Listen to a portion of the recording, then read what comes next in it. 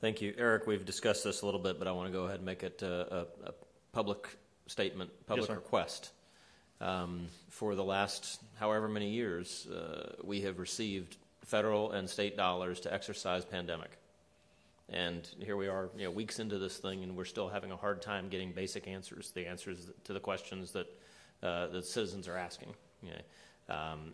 No part of this should be presumed to be a critique of your performance. You have jumped through hoops to try to get the information. Unfortunately, over the last couple of days, things have been moving backwards. We were getting daily reports of how many tests were given in Escambia County, and that's what citizens wanted to know. For some reason, reasons that have not been explained to me, we are not getting those daily reports now. And now I'm told there's going to be done in a roll-up. Okay, well, the roll-up's fine, and somebody else's analysis is fine, but I need to be able to do the analysis of the actual raw data. So no replacement of that that report that we got every night is going to be acceptable if it does not have that raw data. And again, here we are weeks into this thing, and we still don't know how to report what. We're still not pushing the right message out to the people to let them know. And as Jeff said, people are scared. People are scared because they're ignorant. Ignorant being the lack of knowledge.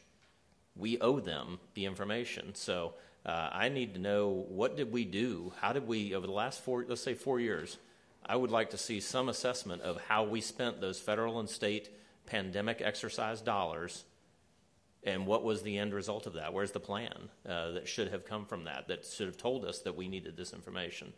That's number one, and obviously that's kind of a long term. So okay. That's you get to work on that.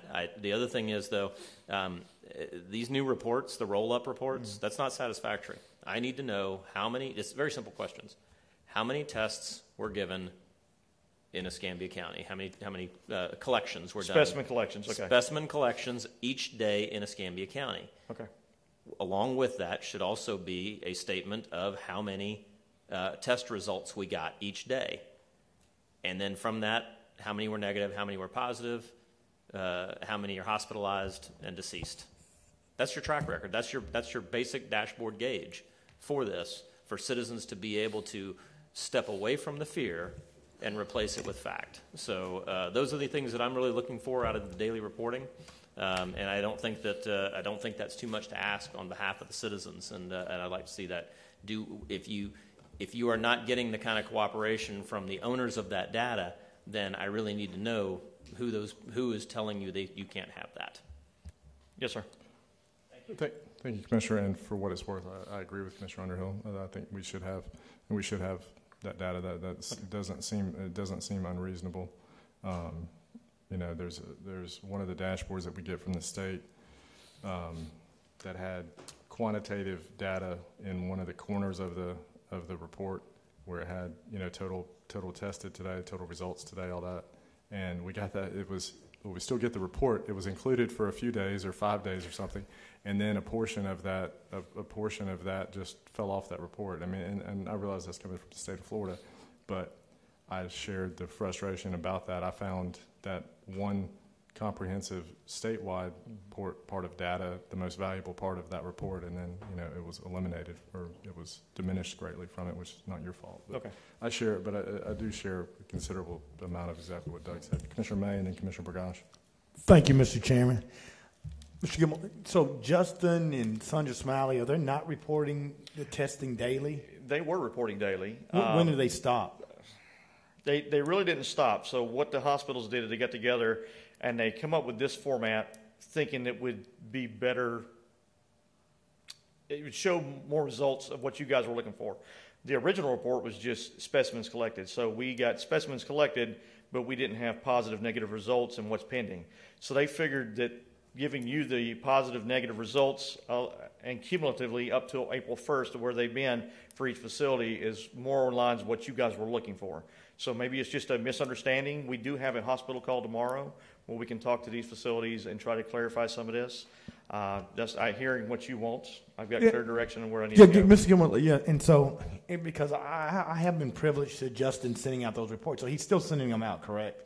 Or has he stopped sending them out? See, I haven't received any reports from Sacred Heart? So here, my ESF8 desk, the health and medical group, they receive these numbers from the facilities, and then they roll them up into a report. So I haven't received anything myself from these individuals. They've been working with the ESF8 desk, getting the numbers in, but they go through ESF8 and they roll it up in the afternoon report. Okay. Because it's my understanding, and I've seen them, that Sacred Heart provides even midday reports, and so you've not seen that. I have not seen those. So, well, I would encourage you to call Justin tomorrow and to call Sandra Smiley, because I know those reports do exist. okay. Hey, Commissioner Bergosh and then Commissioner Underhill. Yeah, just I'll echo what Doug and Steven said. The one report that I liked was the daily cumulative of the specimens collected, because then I could take that, and what I was doing each day is looking at that and then comparing it to the state's dashboard. And I found that there was a consistent about 2,000 test delta between what the state.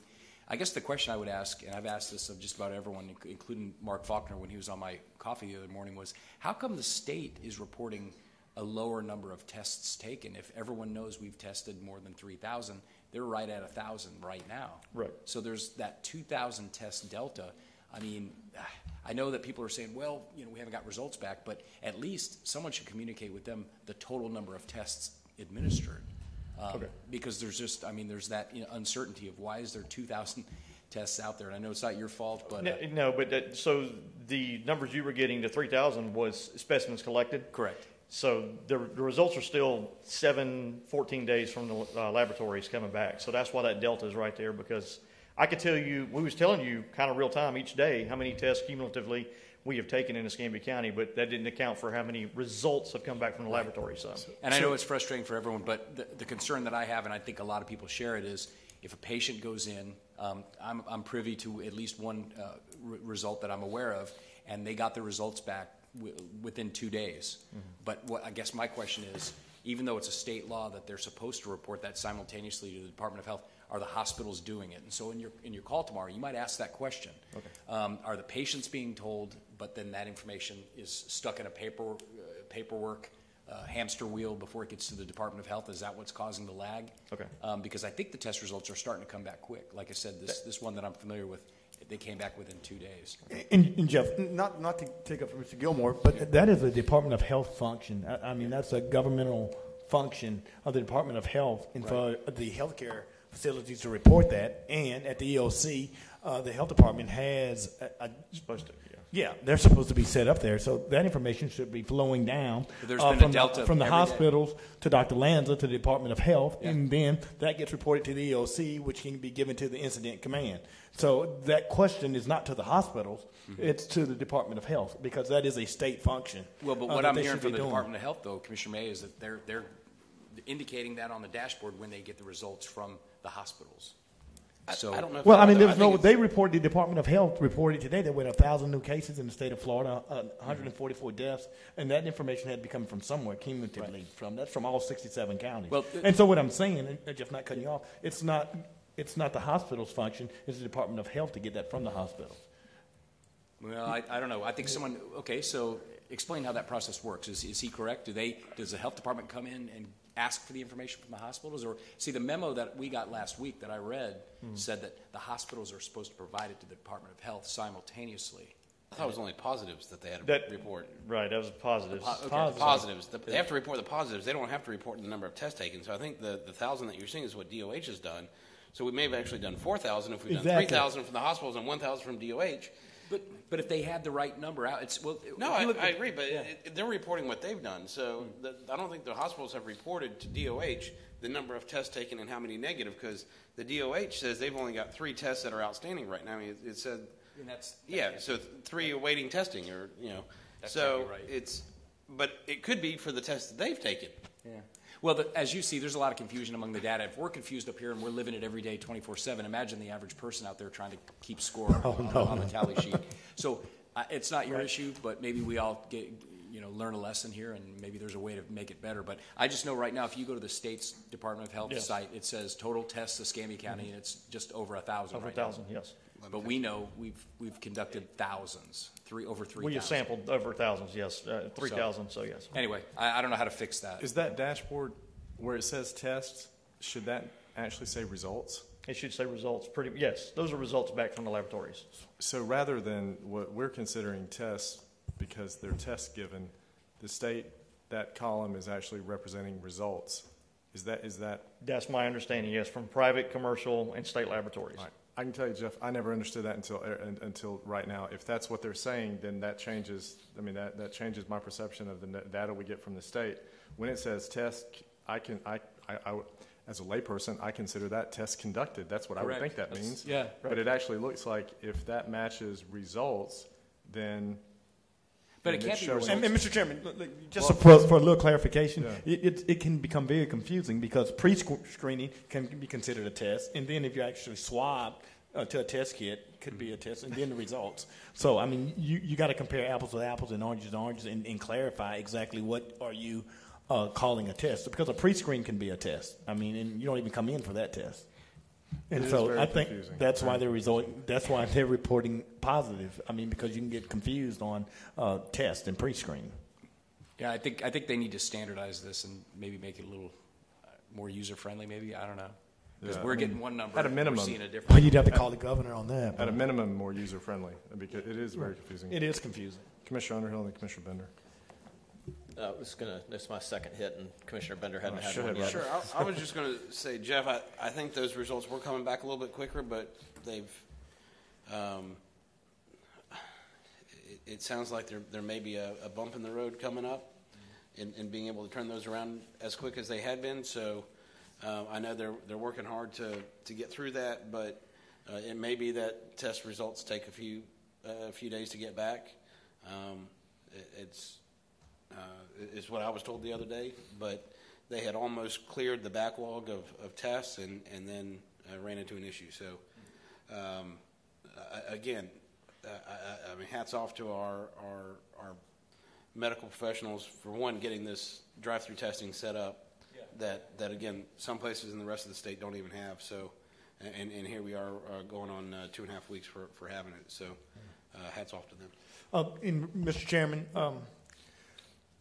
and I was going to wait till the end of the meeting to try and get support and inform myself, Lane, Lancher, Santa Rosa, and Grover. We've been working with the FDLE, and so in trying to get a test that we can turn around in 24 hours.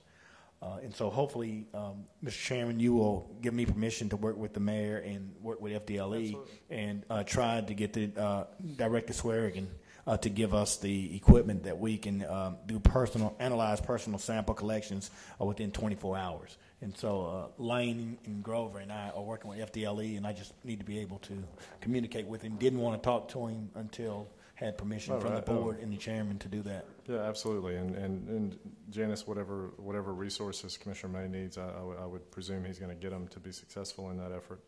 Okay. Thank you, Mr. Chairman. Yeah, absolutely. Thank you. Commissioner Underhill. Thank you very much. I don't think it's lost on you that the reason that we're having so much of this struggle is that when we don't have factual data, or when one page of one gauge on the data dashboard doesn't match the other one, then we run into a trust deficit with the people. Once we finally get our stuff in one sock and we're actually telling them one number, once you have that trust deficit, then they look at you and say, well, how do we know these numbers are any more accurate than the other ones? So I'm not really telling you anything you don't already know, because what is your specialty again? Well, it's in health and medical. I had a background by chemical warfare, bioterrorism, yes. Okay, so this isn't lost on you that we've got the messaging on this is absolutely critical. And right now we are, as a community, as a medical community here in Escambia County, it doesn't even, I'll point the finger at all of us. We are failing the people at properly telling them what's going on. And in doing so, we're creating an environment in which complete made-up stories take traction and become the reality. We have to fill that space with actual factual data. So that's why it is so important. And there's really, I'm looking forward to hearing people explain to me why, with all those federal and state dollars to exercise this, we're just now figuring it out that we need to do that. But then secondly, as we go to looking at this data, and this is extremely important for your conversation tomorrow, we need the data that doesn't just tell the story that wants to be told. We need the data that allows us to track trend lines so that we can say, here's where we are today, and it is trending in this direction or that direction. Because as those trend lines shift, that's when this board might need to come back together and meet and make other decisions. Those trend lines are what's going to define it. If we are denied access to the data to be able to see those trend lines, then we're unable to do the job that the people elected us for. So I'm very much looking for that. Then this last thing that I wanted to touch base on was Lumen, this organization that you're talking with, these are not the people that are associated with South Palafox Properties, are they? No, this is the state of Florida, directly Swearingen. Okay, because I know that the South Palafox Properties folks have been wanting to try to sell us a product that may or may not have been. No, this is Florida. This is FDLE. Okay, this is real. Has absolutely nothing to do with any of those cats. No, it has nothing to do with those cats. All right, thank you. I know that I know that they've been pounding on our doors quite a bit, and it's just not. I mean, this is just not a time where again we're talking about that trust deficit. I have absolutely no.